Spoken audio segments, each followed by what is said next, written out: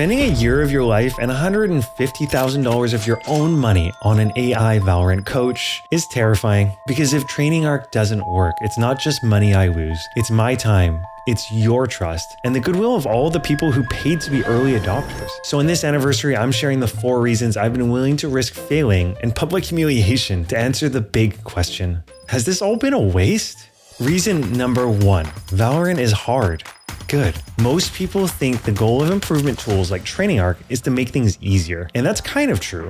But it actually misses the point entirely. We want to make the path to improvement clearer. The most common gripe we've heard in interviews with Training Arc users is that people don't know what they should be working on. I want to give you clarity so you can have confidence in what you need to work on, so that you'll know what will actually help you improve. That's why we decided to start with gunfight hygiene, as made popular by Woohoojin, something that's fundamental and can begin pointing us in the right direction as players. But there's a difference between making things clear and making things easy. Valorant is hard, and that's actually the point. As a 40-year-old with not much free time on my hands, even less now building Training Arc, I have a goal of being ranked Immortal one day. That's pretty hard if you ask me. I peaked Diamond in 2023, but today I'm Platinum. So that makes me further away from my goal than ever, and I'm actually pretty good with it. Getting to Immortal when I really put my time and effort into it will be hard, and that'll make it really meaningful to me. It's a real challenge. It wouldn't feel that way if it was easy. None of our goal ranks would feel big and important if they were easy. But to achieve hard goals like this, we have to have direction. And so that's why Training Arc has to give accurate analytics that can support your improvement. If it's not accurate enough, then that's not good enough. And if it doesn't measure the right things, that's also not good enough. But at the end of the day, ranking up takes time. We're not making this easy. We're just giving you the tools. Valorant being hard is not a bug, it's a feature. Training Arc shouldn't exist to bypass difficulty. You'd never learn how to actually be better if it did. It has to exist to point people at the right difficulty. If I mess this up, then the whole thing deserves to fail. So how does Training Arc do in its current state? Well, pass, of course. We're able to do this, and we're now testing with beta users. We're able to give accurate gunfight hygiene stats with crosshair placement, a killer crucial feature just around the corner. And this is pretty huge, because your raw aim that you practice all the time in deathmatch and aim labs doesn't matter if you panic crouch spray in every fight, and you know who you are.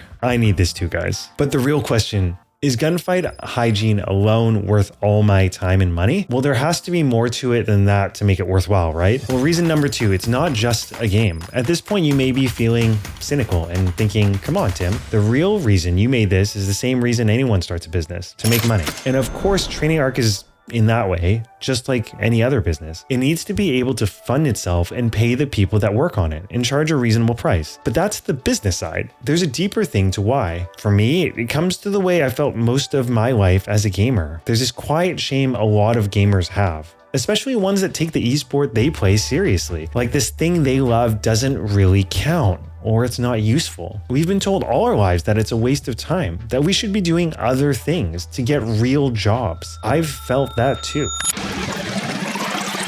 It's the year 2000 and I'm in grade 10, but I'm playing so much CS 1.0. Yes, this was before CSGO, that I almost failed math. I was playing in scrims, practicing keeping my skills sharp in pubs, practicing on aim maps, and trying to maximize my setup. I was serious about this. But then I applied for college. I remember wanting to write in my college application letter about how much of an impact playing competitive CS had on my life. Up to that point in my life, it really was the one thing I'd taken so seriously and devoted so many years to. And I didn't write about it. I felt that being a competitive gamer wasn't something that would reflect well on me. But I've learned a lot since then. Like I mentioned earlier, Valorant is hard, and that means you can build important skills if you're able to put your head down and do the work. You learn to look at your weaknesses without ego, be uncomfortable by trying to do things differently than you normally would, and test what works for you and what doesn't. These aren't just silly things gamers do. These are life skills. I can't drive this point home hard enough. These are crucial life skills. Every skill we use to get better at gaming translates into making us better people, because the skills you build in a hard game like Valorant, well, you get to take that with you into your career, into your work, and into your relationships. I think gamers just need permission to acknowledge that. And if I built something that helped people do that, it would be a huge success. If Training Arc works, it can't just make better players. It has to help people realize they're capable of growth anywhere. So does Training Arc achieve this? Well, maybe. Am I allowed to give myself a maybe on this one? We need to see how this does over the long term to see if we're able to help players inside the game and outside the game. That's where community really comes into play. And as we grow our community, I'll be able to really see if we have a positive effect outside of the game. And that's really important to me and Training Arc, that this isn't just a tool for ranking up in the game, but that this is also a tool for you to rank up outside the game. But speaking of outside the game, let's get into reason number 3 that I spent so much of my time and money building this. Reason number 3, reclamation. For most of my adult life, I felt like I really couldn't make time for gaming as a hobby. Not because I didn't love it, but because I absorbed the message that it wasn't a useful way for me to spend my time. That capable adults don't care this much about games, especially if I wanted to continue to grow in my career at work. But no one says that about golf, or weightlifting, or tennis. Those are allowed to be things worthy of putting your time into. Something that other people nod and agree with when you say how much you want to improve at it. So why do people understand that training for a marathon or getting better at tennis is a worthwhile thing to do? It's because it's a craft, something that you train at and perfect. It's not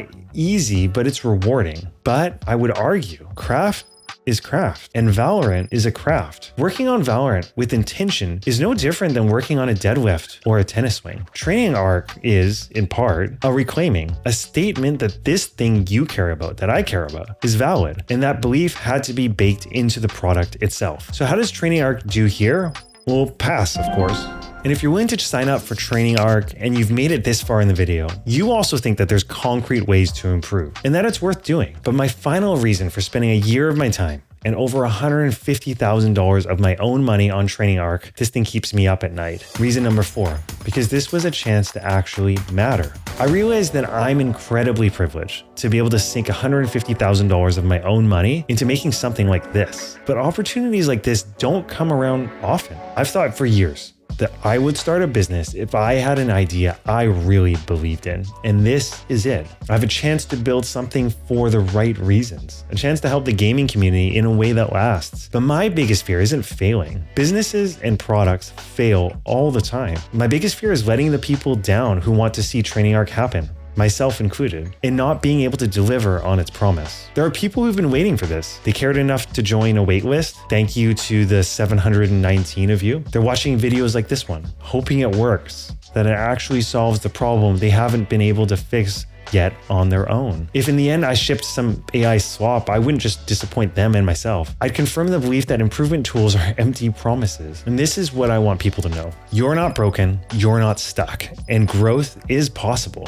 If Training Arc helps you rank up, that's great. But my hope is that if you can do hard things in Valorant, you can improve anywhere else in your life too. And if I could do that, then I would truly know that this past year was worth it. I can't grade this one yet, which means I won't know if this effort was a waste until Training Arc is in your hands. So please, join the waitlist and let me know if I succeeded when the beta releases. In the meantime, watch how I theory crafted Training Arc's crosshair placement algorithm using Primmy's gunfights here.